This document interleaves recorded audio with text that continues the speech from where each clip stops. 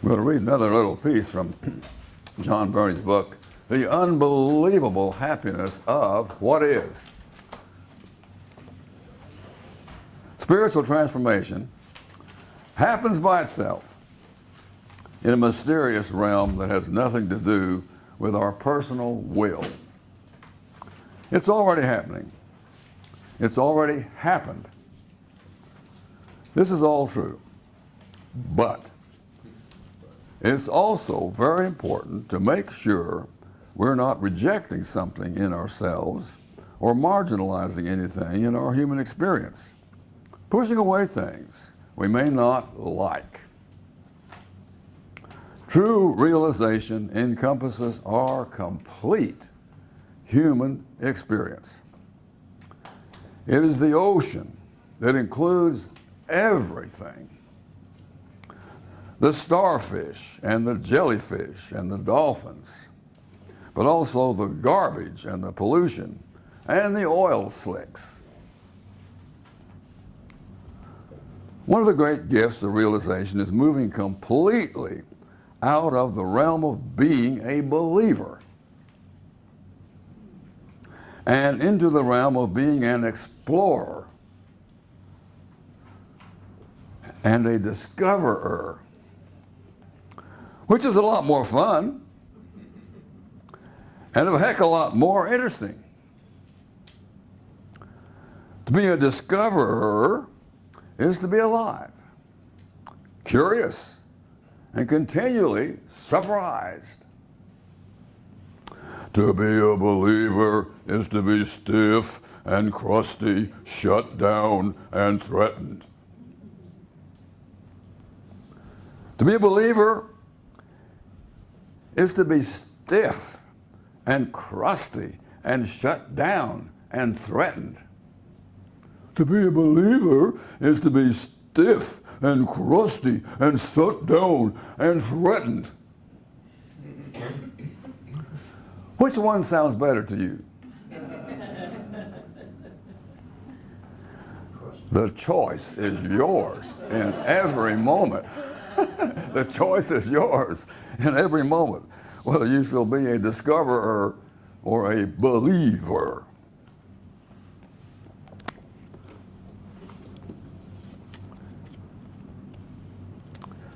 We're going to look some more at this beautiful chart right here.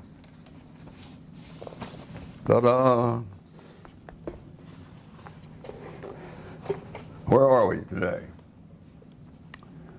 We have looked at this whole chart a little bit yesterday and talked about witnessing love in the morning, basically. We experimented a little bit with having witnessing love. And some of you, I understand, in those little circles of three, have witnessed that you had some witnessing love take place in your life. As a person, confessing some issue you were struggling with and finding something healing, and what happened after that?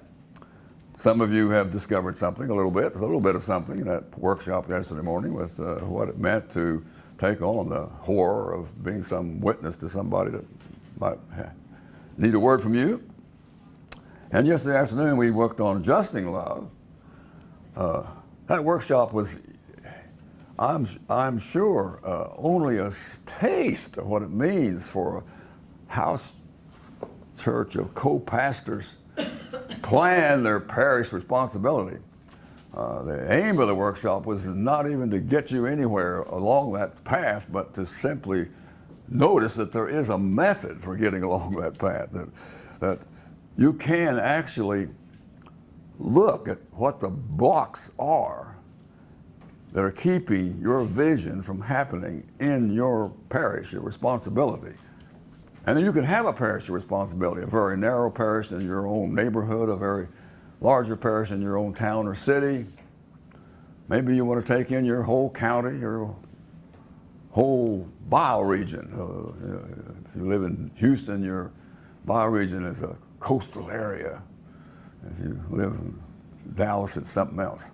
At any rate, whatever you decide is your geographical home, including planet Earth, what does it mean to build a plan for responsibility as a team of people for that place. And if you can figure out what's blocking your vision in that place, you have made the huge, most important step, because it is those blocks that are the doorway to your doing something relevant. They are what has to be overcome, gone around, mucked through, done away with in order for your vision to even make an inch of progress.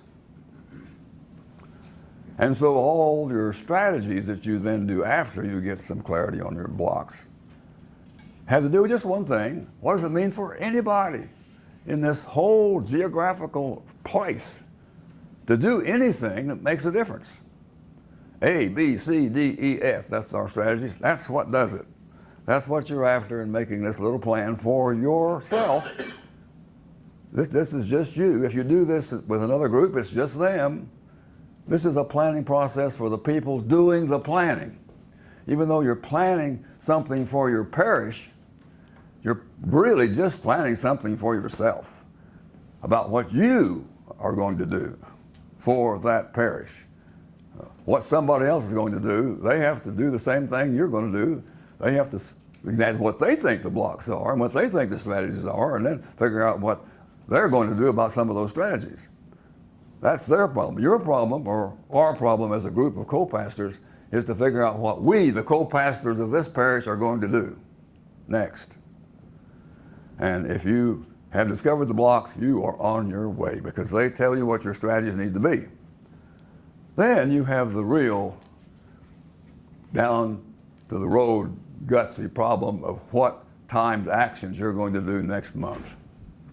For example, we went through this process as a circle here in Bonham for this whole quarter we spent on strategic planning. And we ended the quarter with just one timed action that we were willing to do. And that was the 5 of us were going, in addition to what we were already doing. And that was the 5 of us were going to meet in August and figure out a new plan for ecological education in Fannin County. And so we're going to meet. We haven't figured out which day in August it is yet, but on some day in August, those 5 people are going to get together and reinvent our ecological education plan that we are going to support for Fannin County. Now that's all this is. It's extraordinarily simple when you actually learn the method, but it's extraordinarily difficult until you do. And we are also learning methods here about brainstorming and about gestalting and about how to work with a group of people to make everybody happy in this process of bringing together a common mind that everybody is excited about and so forth. So all that is what it means to do Justing Love. And we were focused yesterday in that workshop on common institutions of our parish. Now this morning we're going to focus more narrowly on the Christian institutions in our parishes, in our nation, in our world, and what it means for a co-pastor circle to bring justice and love for these sick institutions. Now, I heard us scrabbling yesterday with what this word love means in witnessing love, what this word love means in Justing Love. And I heard overtones of sentimentality and moralism that I want to challenge just a teeny bit. Liking people is a wonderful thing. You ought to like as many people as you can, and you ought to have as many people like you as you can arrange. So having people like you is one of the most important parts of your life. If you're going to marry somebody or live with somebody even, you need to choose somebody who likes you and somebody who you like. That is ground rule number 1 for being married or living in the same house with another human being, is finding somebody in this world you can like, and somebody in this world who has the guts to like you. But even when you make that wonderful arrangement, you're going to find things about that person that you do not like. And they're going to come up more frequently than you had imagined. And you're going to find things that happen in which they find things about you that they don't like. And those are going to come up far more often than you imagined. I mean, to require of yourself that you are to like everything about yourself or about another person is a form of insanity. It has nothing to do with Christian love. Christian love should be translated into a word different than love, I think, because we have so ruined the word love with romanticism and friendship and liking each other that it may be useless for what we're talking about here. Christian love, agape, as they put it in the New Testament, should probably be translated care. So caring for your enemy makes some sense. Liking your enemy is nonsense. You don't like your enemy. Your enemy is precisely the people you don't like. And there's things about yourself that are your enemy. You don't like things about yourself, and you're always going to not like things about you. When you discover the stupidity you did with this last lecture, you're not going to like yourself. And so on and so on and so on. So this liking and not liking is an important part of life, but it's not Christian love. It has nothing whatsoever to do with Christian love. Christian love should be translated care. And you should understand care as a mountain. Think about it, caring for the planet. My God. Maybe some of you remember the story of Atlas, who had the whole planet Earth on his shoulders. Care for the planet is bearing the planet on your shoulders, caring about the planet. There are things about the planet you will not like. There are things about the planet you will like, and you do like, and you depend on, and you find beautiful and glorious and so forth.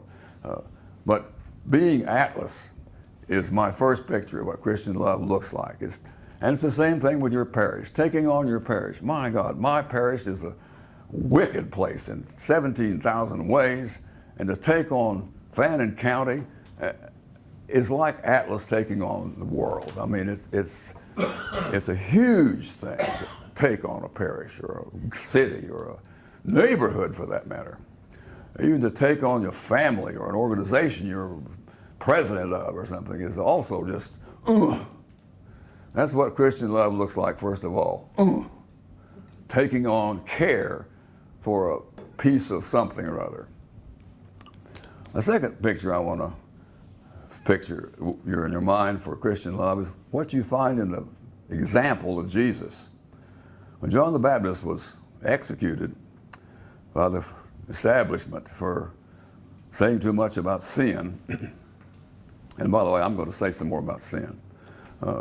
We are all sinners. I mean, we are all people who are rejecting reality at some place or another, and in many places or other, and we are sinners, rejectors of reality, at a depth we've never discovered yet, all of us.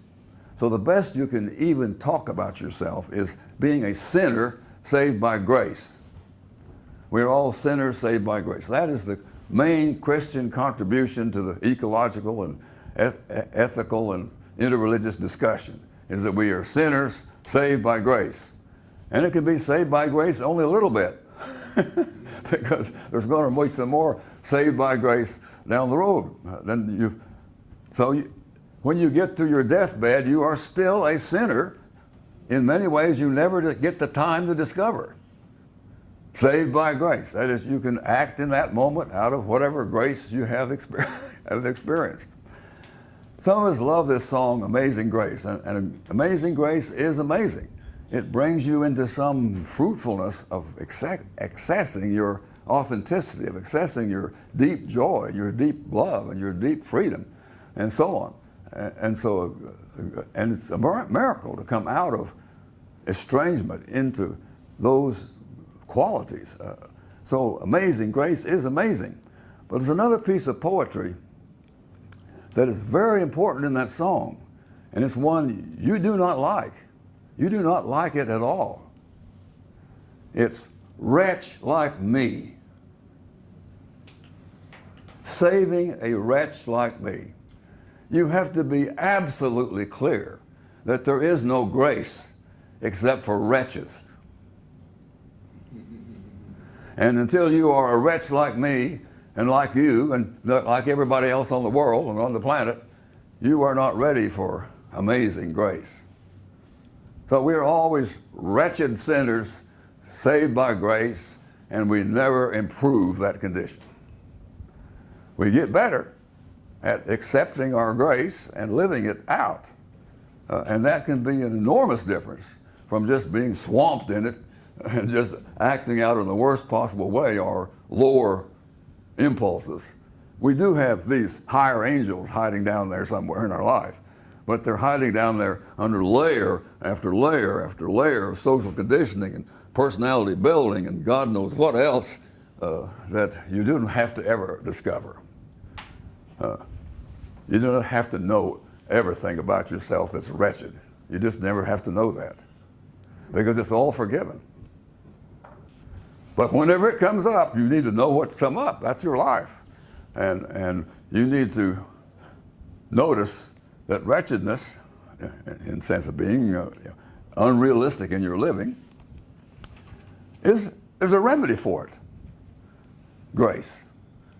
Opening to who you really are deeply beneath all that wretchedness. I have a final image of what Christian love looks like, and it has to do with a goddess that we set on this table yesterday, the goddess Kali.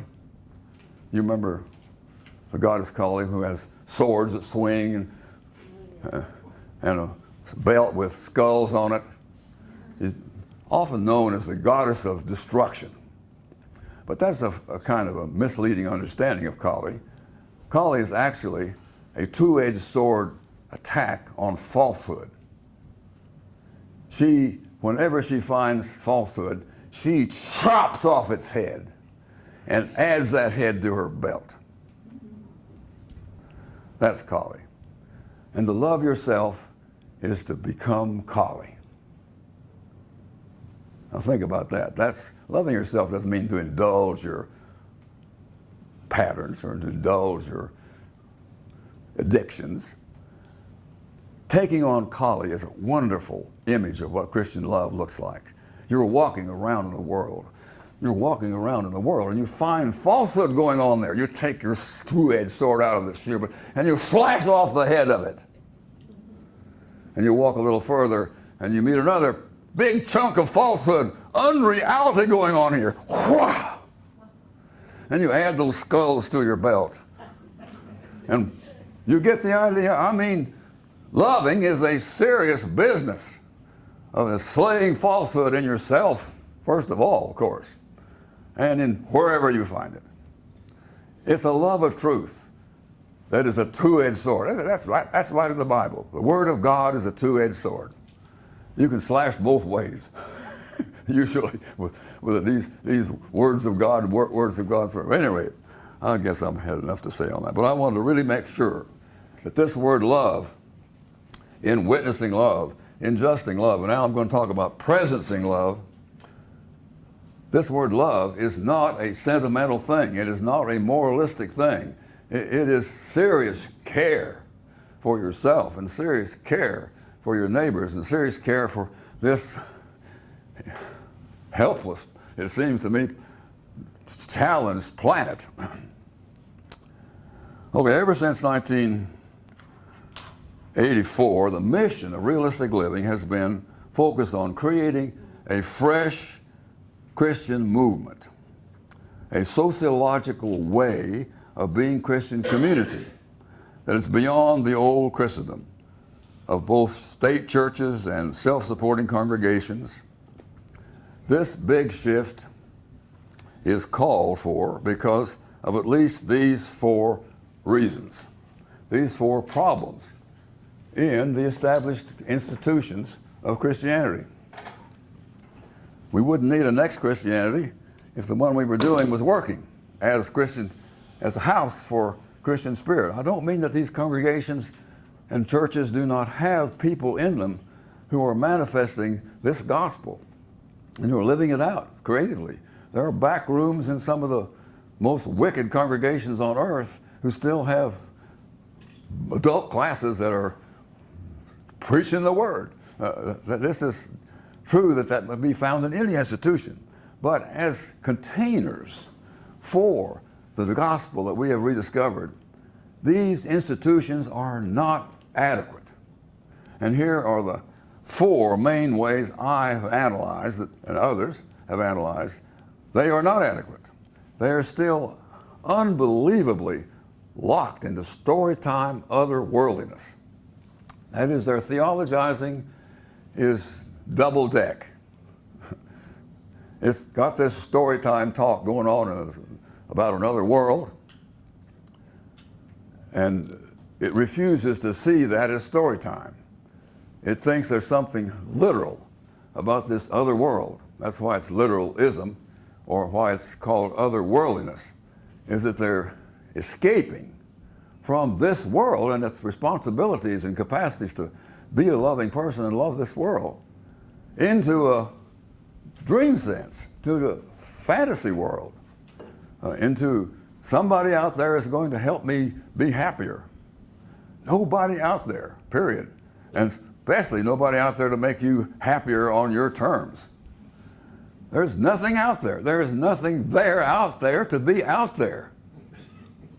It's just you and this world right here and now.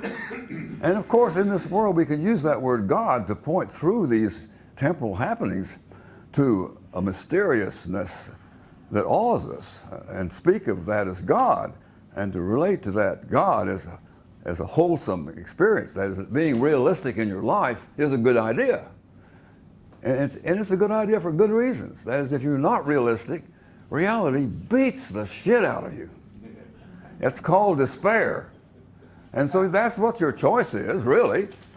It's the last thing we want to face on earth, but our choice is between being in despair and being realistic.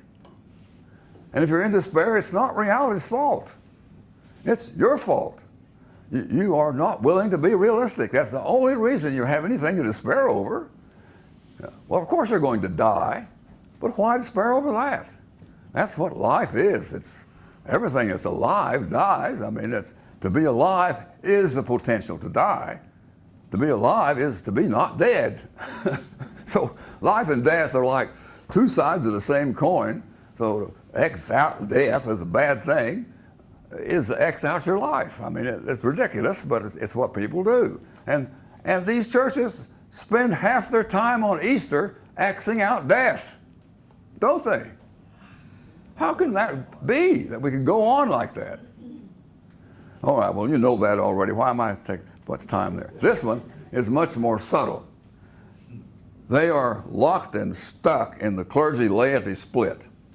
There's 2 levels of Christian: people who are professional about it and serious about it, and the people who don't have to be as serious at that, at least. Now, there's some correction been made in many of these congregations to give laity. There's been lay movements way on back. I mean, the Franciscan movement was a lay movement. And so this movement to give full Christian life to the laity happens over and over and over again, but we still institutionally make this very strange, though not strange in the past, but very strange now, bifurcation in strata of Christians. And that split needs to be overcome. That's one of the problems, and I'll come back to it several times in the rest of this talk. Economic tyranny is a third one. Especially the self-supporting congregation has given in, almost without exception, to ecological tyranny. Because when you build these big, heavy buildings, and when you have to pay salaries to 17 staff, or 2 staff even, you have to get rich people in your church. You have to get people in your church who are willing to give big time to this congregation, to this cause. Well, it's not anything problem with people giving 1/10 of their life savings or whatever to a good cause.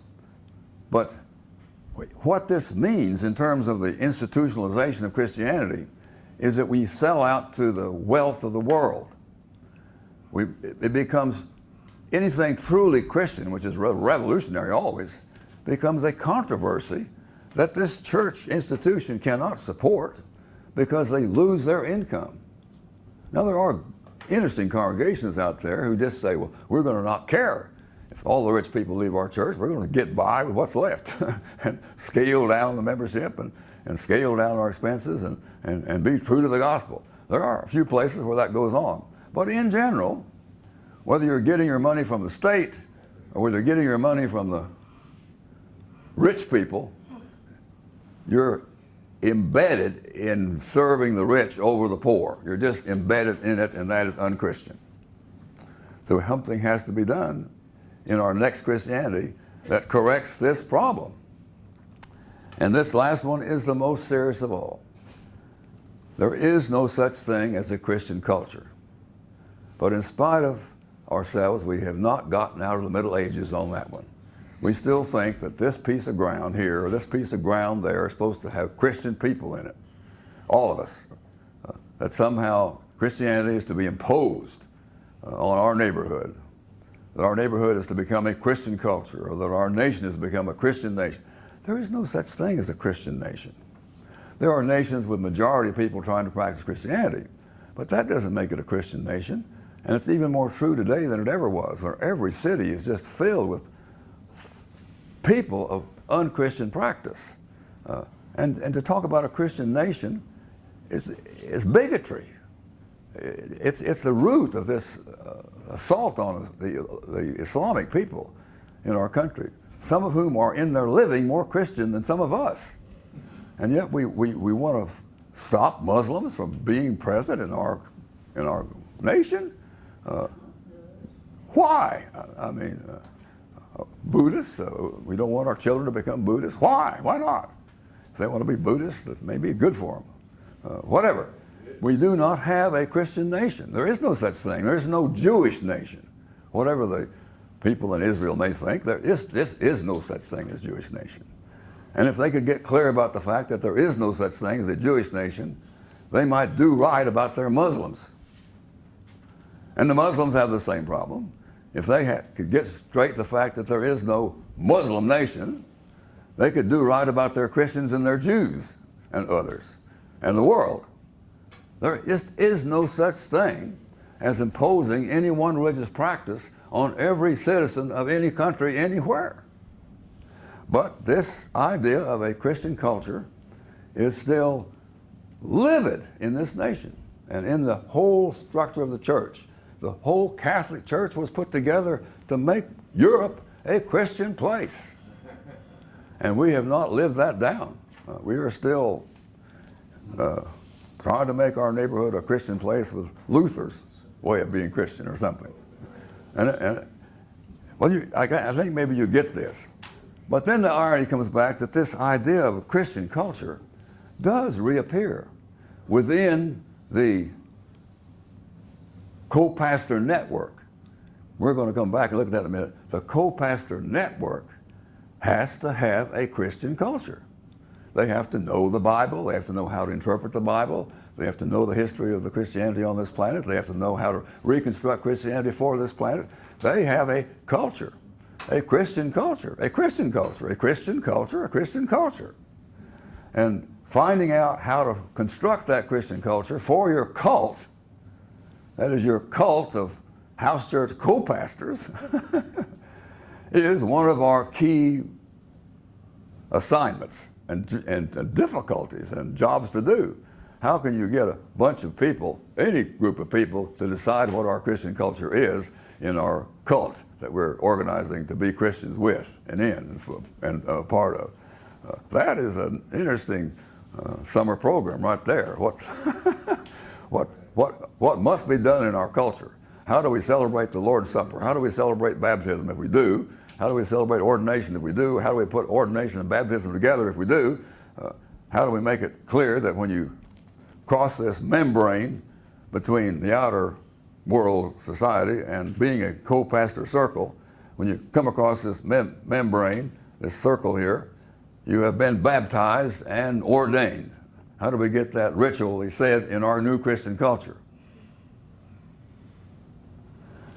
This takes me back to this whole diagram and the struggle we're having with it. Everybody doesn't have to be a co-pastor of Christianity. This is an option. I mean, you can be something else. You can be a person whose religious practice is a montage of things that you've found from all over the place. That can be your Christian practice. Or you can be a co-pastor circle, which takes in anything you want to learn from Buddhism, anything you want to learn from Islam, anything you want to learn from anywhere, and so forth. And these co-pastor circles, they do not care if anything they come up with is stolen by you Buddhists or you Muslims. Anything we find works for a circle, if it works for a Muslim, they can have it, you know. So we're not being bigots here exactly. We're just being definite where we live to be a co-pastor circle. And you have to be definite. I mean, whether your definite is to be multiple, that's definite. That's your definite. If your choice is to be a Buddhist practitioner, basically, and we'll integrate Christianity and Islam and everything else in Buddhism, that's your choice. But it's just a choice. That's what I'm trying to make clear to people, to eliminate bigotry. If you decide to live in Chicago, that's just a choice. You just put your boots down in Chicago. If you decide to live in Bonham, Texas, you just move to Bonham, Texas. You don't live in Chicago and in Bonham, Texas, both. You just can't live both places. Well, you might have a house there and a house there, but that's inconvenient or difficult to maintain residence in Chicago, and that bioregional parish of responsibility, and also maintain residence in Bonham, Texas, and this bioregional. That is a schizophrenic life I don't want, and I don't think many people do. So to settle down in a place and to settle down in a religious practice is similar. Do you see that? That you have to choose what your religious practice is going to be. And what we've been trying to do in Realistic Living for 34 years, is figure out what the choice to be a Christian next looks like. And if anybody in the world doesn't want to do that, we don't mean to impose that idea, but we mean to answer the question, how could there be on this planet a Christianity worth having, worth contributing the greatness of that heritage to the interfaith dialogues and to the interjustice dialoguing and to the health, spirit-wise, of this in troubled planet. So what this means is that when you, like the Houston and Ellen, move from Portland, Oregon to Fort Collins, Colorado, you arrive in Fort Collins, Colorado as the only co-pastors you have. It's just the two of you there. Anyway, exactly just the two of you back in Portland, because in spite of all the wonderful things you did with groups and so forth, nobody decided really to be a co-pastor with you. That's right, isn't it? Yes. So you were the co-pastor circle in Portland, and now you're the co-pastor circle in Fort Collins. And whether you ever get a third person is not in the cards necessarily. You may just have to be two. And it doesn't matter whether you're 2 or 60. Well, usually you should break up when you're 12 or more. But at any rate, there's where we all are. Some of you are the only person in your parish that is willing or even considering being a Christian co-pastor. Well, that's where you began. And whether you're 2 or 1 or 6, your job is out here, first of all, in the parish. So you go out here in the parish and you teach courses on mapping your life or getting married and loving it in order to get acquainted with a few people, or you become county chair of the Fannin County Democratic Party or something to meet good people or find good people that are out there. And maybe some of them ask you on some afternoon, where do you go to church? And you say, well, I don't go to church. We have this circle that we do our Christian practice with. Well, that's interesting. What do you do there? Well, we do. Well, that's interesting. And so forth until finally one day you involve them in a course on the new Christianity. and what that might mean for anybody, and 2 or 3 other things that happen to people. When you plow the ground of your parish in whatever way gets the ground plowed and gets you related to people who are interested in what religious practice you're doing, and then someday when the situation is right, you ask that person or persons or couples, well, would you like to practice with us? This is what we do. Just come on Sunday and see how you like it. So that they're then struggling, at least, with crossing this boundary, this membrane that defines co-pastor circle, whether or not they're going to take up being called to the Christian ministry and do witnessing and justing love and presencing love and liturgy that nurtures you and study that nurtures you to do this witnessing love for the rest of their life. Is that it or not? And it's not? Well, goodbye. Well, find something you like, better.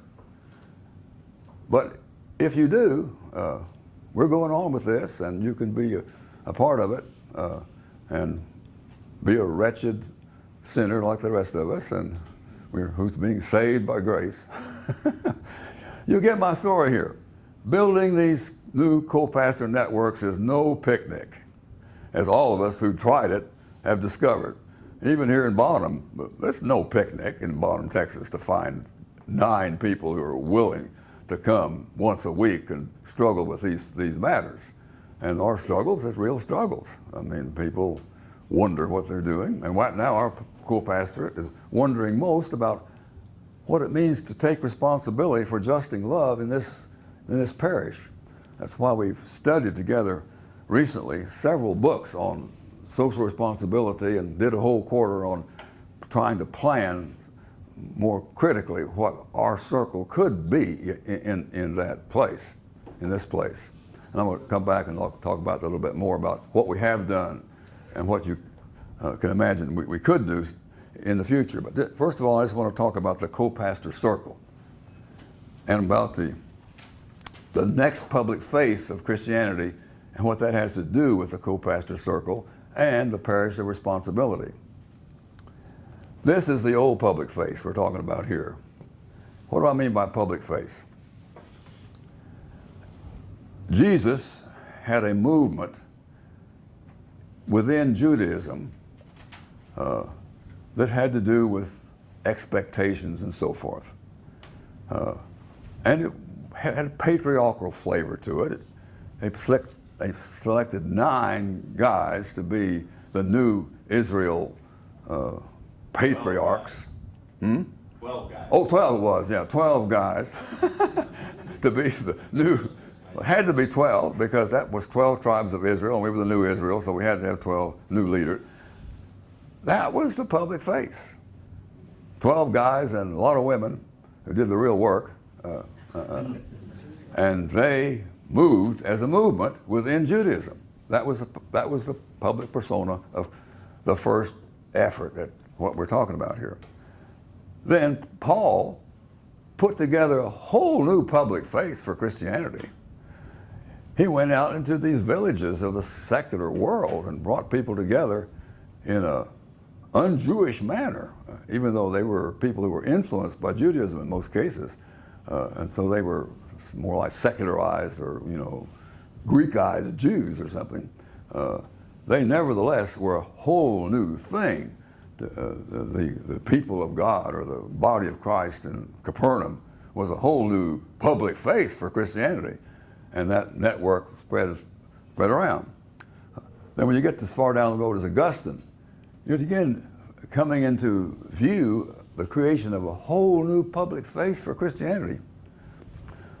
There were predecessors to Augustine, but he was a kind of the man who finally integrated some experiments that have been happening for a long time into a system that literally lasted 800 years before it was radically changed by Thomas Aquinas and others. Well, in this pull together, what he said over against the Pelagians and others was that we're going to have rich Christians, but in order for them to be Christians, they're going to have to take a huge part of their income and build churches and support monks and pastors. And that's what they did.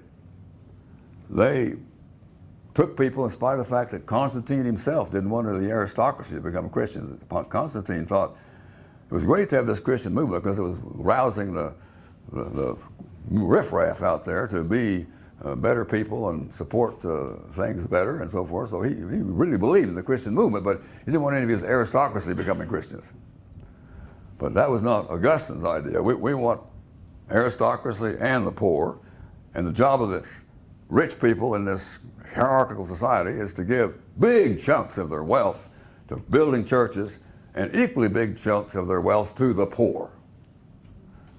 And if we do those two things, we will build Christianity on earth. And they did those two things, and they built Christianity all over the planet. I mean, that was a good model. It worked. They built a whole massive new culture in Europe in which Christianity played a fundamental part. Now that's a problem that they created by making a culture, so-called Christian worship, as we've already mentioned, and we're still living Christian culture business, already living with that problem.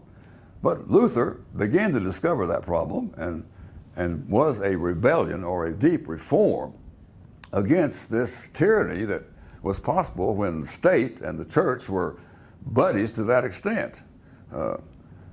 And so what really Luther did was create a Protestant state church to stand over against the Roman Catholic state church, which he founded was so corrupted at his time that the Pope was the Antichrist. I mean, you know, that's pretty corrupt idea there, and so on. But he still had a state church. It was just like the Church of the Middle Ages, except it was now Protestant princes and Protestant clergy who ran the culture. But that was something that had to be done and had enormous impact upon the history of the world. And later on, the public faith became self-supporting congregations. There weren't always self-supporting congregations, but these self-supporting congregations also had state church hangovers. They almost always thought that we needed to have a Methodist church in every neighborhood and make that neighborhood better Christians. So there was a kind of state church imagination in having to have 16 different Protestant denominations in every neighborhood. But those self-supporting congregations have now, as fingers of Christendom, come up against their barrier that they're not an adequate institutional public face for Christianity because it's with these problems that we clergy and we laity have been afflicted by and know we've been afflicted by. And so this is the first thing we have to do. This is my model, but I've never thought of a better one. I've never seen a better one anywhere. We have to become a network of intimate circles of people who make being Christian serious business and make it a serious responsibility for our parish of responsibility, in which we ecologically and democratically and economically wholesomely related to making things happen in where we live. And that's the first two things we need to do. It won't be the last two things, but organizing a network of circles is the leadership principle or key to having a next Christianity. Then that leadership fabric has to do something. Witness and justice, witness and justice, witness and justice, and just the presence of being present in every parish on earth. But in that effort to do something and to relate to other co-pastorates of Christianity around the world, we will have to build some more stuff, like training programs for co-pastors. That's something we already do, like Realistic Living Incorporations to foster research and that sort of thing. You're looking at their watch. I'm going to end here at 10 o'clock, hopefully, right at 10. we have to do some other things, and I'm going to look at those other things here in a minute. But first, I want to fertilize our imagination with one more chart here. Not that one, this one. This is telling you how Islam became a success. And what that might tell us is how Christianity might become a success in the future. Let me get out of the way here. The pillars of Islam, this is taken right out of the book. The pillars of Islam are 5 basic pillars. First is just plain faith or trust in the Quran revelation, which is a context of radical monotheism. Then the second pillar is praying 5 times a day, head on the floor. The third thing is dedicating 1/10 of your material wealth to this cause. The next is practicing Ramadan once a year. The next thing is going to Mecca to visit once in a lifetime. Those 5 pillars made Islam a success, because everybody who took the covenant to be Islamic took the covenant to fulfill these 9 pillars, however imperfectly they each did it. Maybe some never made it to Mecca, but the idea that we were supposed to go and see where this started was an important pillar for them. There was one more pillar. It's called jihad, which is never talked about as a pillar, but it is a pillar that could be understood as a pillar, because this was also what they actually were committing to do, is witnessing and justing love, or witnessing and justice struggle within the fallen world. That's what jihad meant. It didn't mean conquering the world with military power and ruling over people. Actually, jihad meant something spiritual, witnessing and justing struggle within this fallen world. So we Christians are going to do something like that. I put it over here, agape, witnessing and justing struggles within this fallen world. That is, the Islamic faith properly lived and the Christian faith properly lived are on the same team. Witnessing and justing struggle within the fallen world. And we have things we do that might be called pillars or covenants of an ex-Christianity, in my view. Faith in the Jesus Christ revelation in the context of radical monotheism, which is another way in which you could see a teamship here with the Quran revelation people. In terms of prayer 5 times a day with head on the ground, I'm not sure that would be exactly what we would do. But we need something like this, I think. Solitary every day, something, 20 minutes a day, you do something. And a circle meeting every week with people that are also willing to be Christian in their life mission. So that's our number 2, solitary daily and circle weekly. Then in terms of dedicating 1/10 of your material wealth, that sounds like a pretty good Jewish and Christian model as well, does it not? In fact, they actually stole it from the Jewish and Christian heritage. So we can steal it back and talk about dedicating 1/10 of our material wealth to building co-pastor circles and parish experiments and training centers for co-pastors and whatever else we need to make this thing real. And this 5th one, what I would say, instead of having a Mecca somewhere we have to go to, training retreat once a year. We've had these summer training retreats once a year, but for a whole continent, that's not really the way it needs to work. You need to have at least 4 training happenings every year by this movement in at least 4 different places in the United States of America. West Coast, East Coast, North Coast, and South Coast. Or you could divide the continent of divide the whole continent, if you like, into 4 quarters and have people travel to the center of 1 quarter of this great expanse rather than in one, Mecca. So it's very serious that the movement that I see 10 years down the line at least has 4 realistic living centers doing research, and at least 4. Oh, by the way, one of them needs to be in Canada.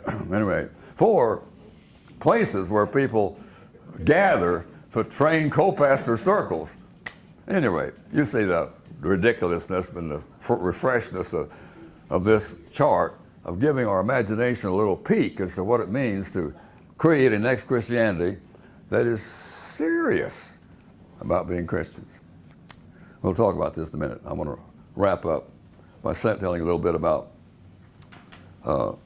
our co-pastor circle and its parish of responsibility responses. I got 8 minutes to do that. We have, in Bonham, done quite an interesting list of things. One of the most interesting, you met Scott and Faye last night.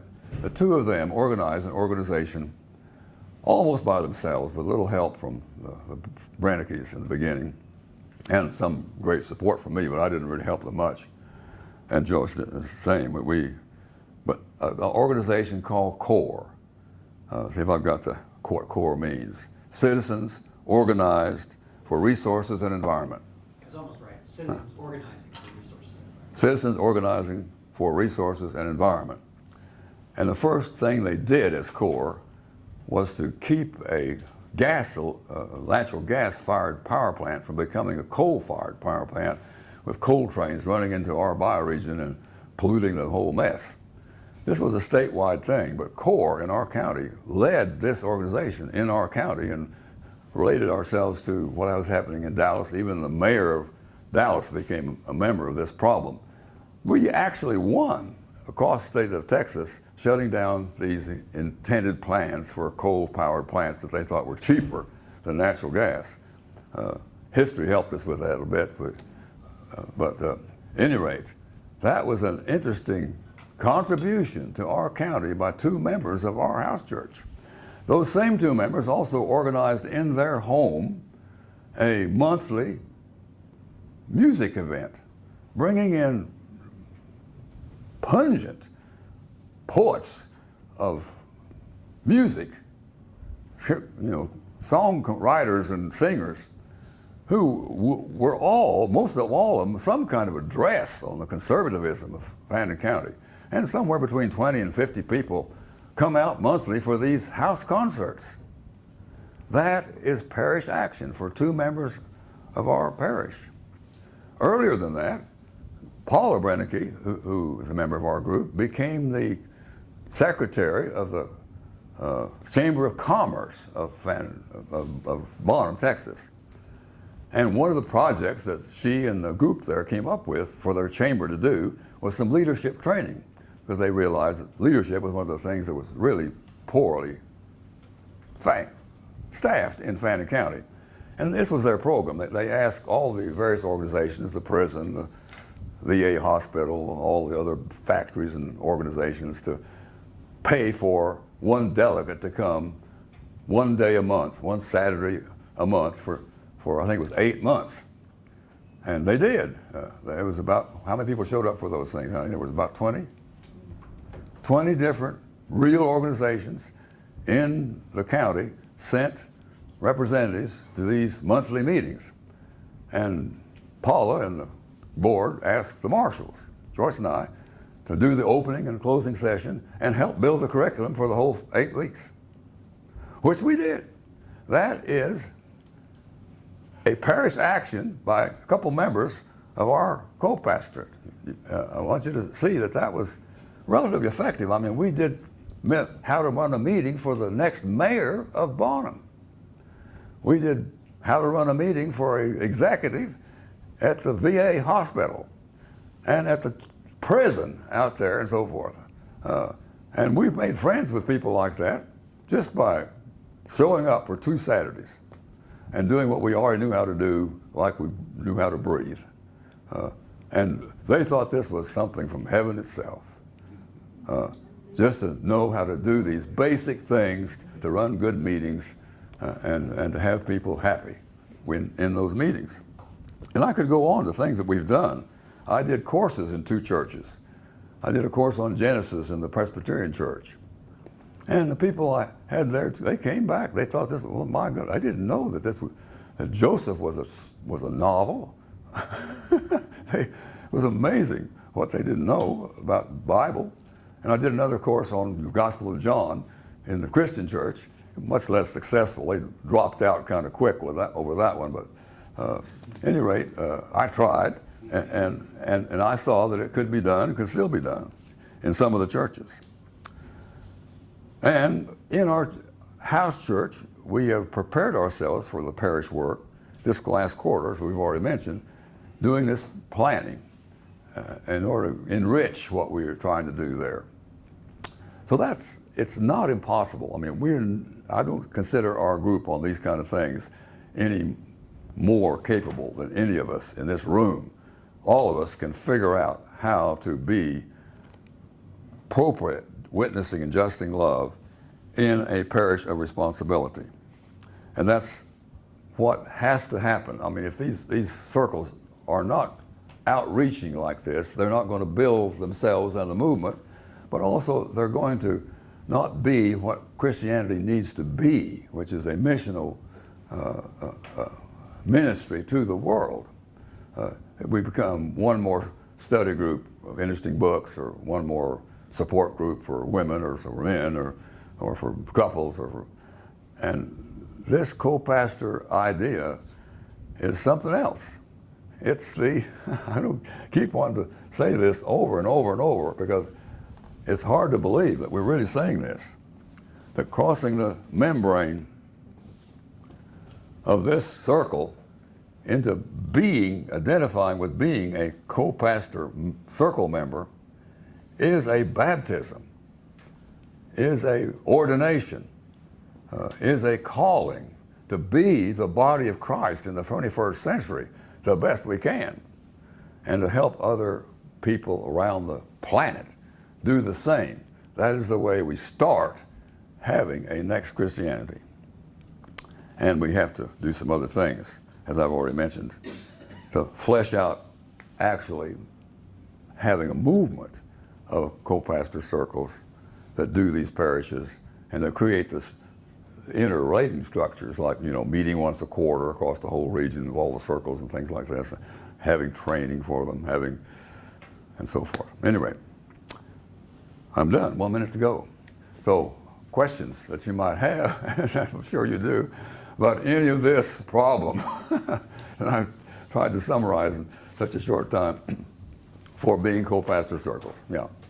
So in the old model, you talked about how there was a kind of a state, even the free churches had a state church hangover. Mm-hmm. They had to plant a church in every neighborhood. Yeah. And then in your model, you said what we need is a network of Christian circles in every neighborhood. Isn't that the same hangover, or what's different? It's this image of Christian culture that's different.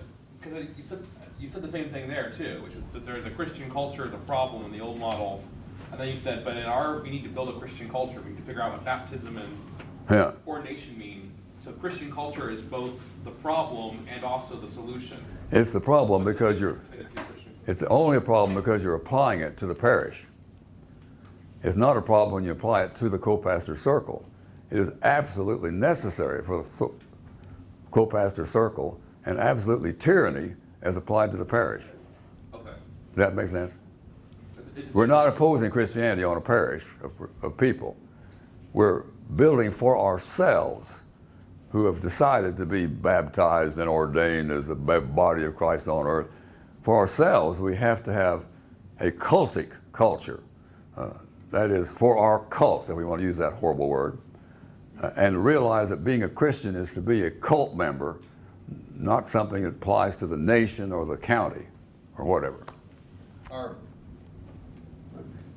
record has been at developing co-pastor circles has been modestly successful. Dismal even. What are we doing wrong, and what do we have to do right to make this work?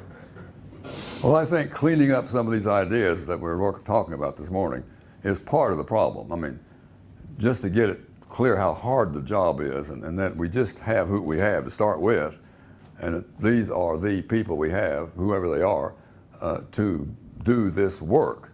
And it's not easy work. I mean, just think about it.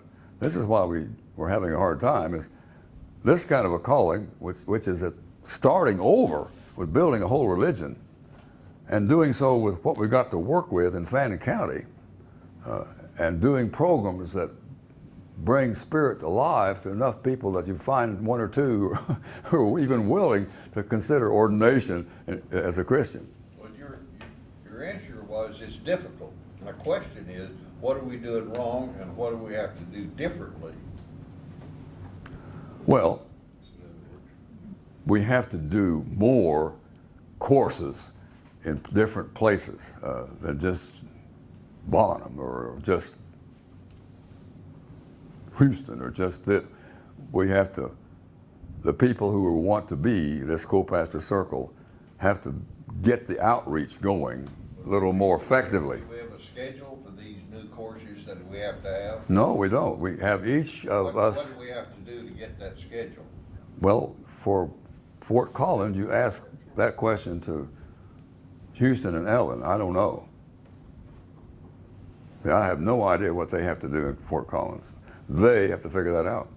Well, they have figured, I don't want to speak for them, but nobody has worked any harder than they have. Yes, and they've been. And without a sustainable co-pastor circle resulting from the massive effort that they put out in every place they've ever been. Well- Working harder, I don't think is an answer. Well, it is part of the answer. Let's just call it persistence. The only thing Joyce and I have done in Fannin County is persistence. There's no magic to it. It's just we've met a lot of people. We've got a lot of people involved in doing this and that and the next thing with us. We've built up a constituency of people to whom you could even approach to be a part of our circle. And even after they became a part of our circle, we've had real human beings there that have to be nurtured every goddamn week, in some way or another, so they don't decide to leave. And well, we've got 9 people now who are genuinely committed to being this kind of ridiculous thing for the rest of their lives. And that just took time, that's all. In Cold Spring, I've not wanted too much to preach. So I started going 6 years ago to 2 black Methodist churches within 5 miles of my house. And they're small, but you just go and sit. Go and sit. Mm-hmm. And help every once in a while with something. They develop a confidence in you. Yeah. And now the 2 pastors, I took them to a lecture that the Foundation for Contemporary Theology had. Took 2 of them to the thing, and they enjoyed that immensely and wanted more of this, and they want to know if I would do some seminars in their churches. Well, Oh my goodness, that's yeah. where it stands right now. But that your work here makes sense out of that kind of activity. Right. And 2 of you, like Ben and Alan, are here because of that kind of persistence a few decades back, right? But that was not an ongoing structure. Well, And what you're talking about is an ongoing structure. a little bit different than that church that he pastored, but he had an ongoing structure there for a while, did he not? You'll have ongoing and they won't go on. Right. It's a beginning of all kind of possibilities. Mm-hmm. That's a good image of the detailed work we're talking about here, and we've all done some of it. There's But also another challenge for lay people. I mean, let's just be honest about it, I mean, for a lay person to say, okay, we're gonna set up this thing uh-huh, without any clergy in it uh-huh, is a whole nother, I mean, yeah. it's a whole nother thing. it is a whole other thing for the laity to take away from themselves that underclass role and be the full leadership of that circle. But it's for people to even be able to honor that as Yeah. something other than just your own thing that you're doing. Right, they have Yeah. generations of Yeah. ingrown cultural conditioning that you have to be a professional to be a spirit teacher, which you don't. The clergy have the similar problem, but coming from the other side. They have to get off their pedestal and come down to earth and be with this. You got it. Okay. That's breaking down in some communities, such as the West Coast. It's breaking down. It's breaking down Methodism as people, they sell churches and they're figuring out what to do with these structures. And they are looking at more groups. And if you go to meetup.com, you'll see in Portland, for example, you see all kinds of lay groups. So it's breaking down. That doesn't mean that people are ready exactly to do this from, I can talk about that some other time. Well, we need to do more work to answer Ben's question on methods too. It's not simply good intentions and good spirit. We need to learn good methods to use. Do that. And when- Well, we have to keep learning them. I'm going to go over the list of them this afternoon that we have to learn. But we have, many of us, learned many of these methods I'm going to talk about. Hold a meeting in Bonham, Ben. Like this. But like I've started introducing myself several times as I'm on the faculty of Realistic Institute, Mm-hmm. Realistic Living, which sort of sidesteps the clergy question. Mm-hmm. Because I've given myself a title, I'm faculty. Yeah. Right. I like that. But that's an important trick to kind of use. But the real trick is just giving up the clergy laity split entirely in the mindset of the people you work with. That you're telling them they can be a guru, a leader of religion, a spiritual person who gives what's needed to be given to their parish. That kind of every person possibility of ordination is a mindset that you're going to have to communicate. I think it's easier to, if you can find people who don't belong to a church. Uh-huh. Because if they belong to a church, their ultimate loyalty is to that church, and it's probably harder for them to even consider, co-pay, the idea. Yeah. And if they do join the group, eventually, they're more likely to fall away, I think. You've got equally difficult problems. These people out here who do not know anything about Christianity, the problem there is that they don't know anything about Christianity. Or you can go into the churches and you find people who know a great deal about Christianity and are interested in it as a topic, but they don't know anything about what it means. So I don't know which is the harder, help Christian people become Christians or help people that don't know anything to become Christians. But we have to work with both types. And it may be easier in some places than others. And it doesn't matter if they're brand new people who've never thought of Christianity before. That's maybe easier. But there are pastors in churches I know who know everything I've told you this morning. Ben's right that somewhere out there in the future, there's got to be some kind of ongoing structure to hold together Yeah. everything as it splinters out. Yeah, that's exactly what I'm pointing to with that term co-pastor network as a start. Now that co-pastor network has to build other institutions, training institutions, research institutions, political institutions among the various groups of circles, and things like this. I won't even try to think about what that means because we're not ready to do it anyway. All we have to do right now is co-pastor circles, co-pastor circles, co-pastor circles, and their parish's responsibility until we're blue in the face and allow whatever the results are to build those training schools and so forth. Yeah. So you mentioned that there's the problem of economic tyranny, and I was curious about how your circle has worked with shared economics or that economic pull. Like, because there's something about stuff gets really real when you start talking about my money. Yeah. You start pooling money. Right. And I can be really good friends with people until money comes on the table, and then it gets more serious. how have you bridged that gap into, because the only way to combat economic tyranny in a circles or circle network is to actually start to figure out how to use your economic resources that you have together somehow. Exactly. How do you guys do that? Well, one thing, we don't have any buildings we have to support. We don't have any salaries we pay. So that makes the budget easier right there. So whatever money we're willing to expend on our mission is much less than we would spend giving a tithe to some congregation. So that's a pool of money we have to do everything that we want to do right now. But can you give me some concrete examples of how you have pooled your money to make a difference? And I mean, tithe is both institution support and also alms and charity. Like those are both part of what go into a tithe. But how does your circle, as a circle or some other thing, is there a way to actually pool funds and do things? Well, we don't pool it. We just don't talk about money. We don't deal with economics. We have the meetings at our house. We furnish the tea. You know, that's it.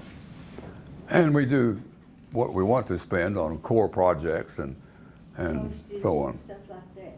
And like, let's say one of the things you mentioned was, I'm trying to think of what you said you did, the Chamber of Commerce leadership training. Let's say there were some expenses to duplicate things or to print things, or you had to buy a printer cartridge or whatever. Was that a shared cost in the group, or did Realistic Living pay for it? They paid us. Both, yeah. The Chamber of Commerce paid you to do Yes. the training? Yes. Okay. And you use that money for the expense. Okay, yeah.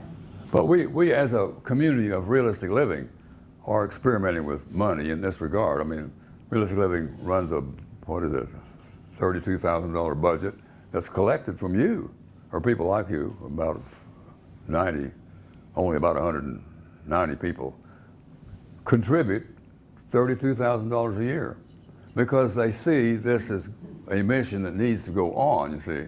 That's going to be the key. To think of all the money that's given to build those churches. Just think of all the money that's there. Suppose a big chunk of that money moves over into this kind of work. Hiring people like Alan and training people like others of us in this room to work full time on some of these projects and so forth. That's an image of how money will come into play as we move along. Yeah. I'm gonna go back a little bit, maybe, for some. Talking about the circles, however we wanna decide to name them.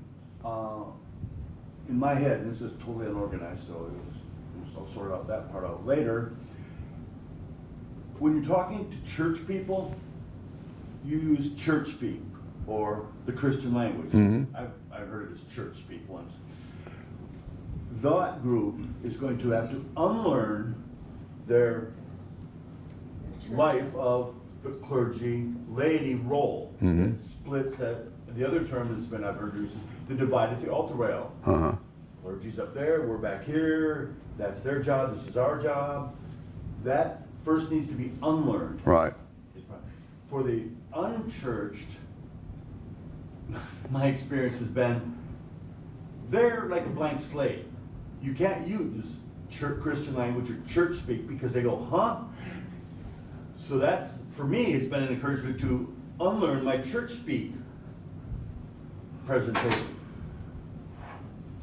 I think unlearning is the difficult part for me, but moving it out, it might be easier with the unchurched in this than it is the church. Because the clergy role is just, it's like written in stone for some people. It's just like there's some things you don't do. Yeah, right.